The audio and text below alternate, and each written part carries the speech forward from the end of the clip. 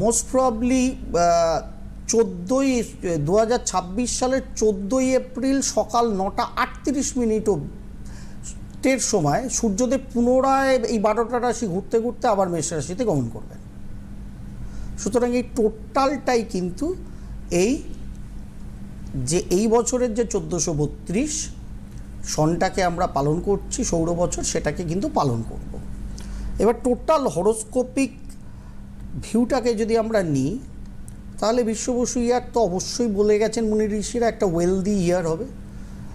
সেখানে শস্য শ্যামলা ধরিত্রী হবে, প্রচুর বৃষ্টিপাত হবে। কিছু প্রবলেম আছে, সেটা হচ্ছে শত্রুরা খুব মাথা চাড়া দিয়ে উঠবে এই বছর, বিভিন্ন ক্ষেত্রে, বিভিন্ন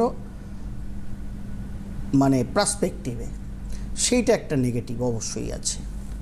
এবং যারা সন্তান সম্ভাবা আছে বা শিশুদের ক্ষেত্রে কিছু নেগেটিভিটি আসতে পারে এই বছর, অতএব তাদের সাবধানতা অবলম্বন করতে হবে।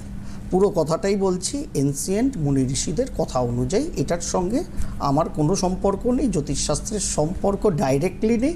এটা মুনি ঋষিরা বর্ণনা করে দিয়ে গেছেন সরল ভাষায়, 2-3 লাইনে আপনাদের সঙ্গে খালি শেয়ার করলাম।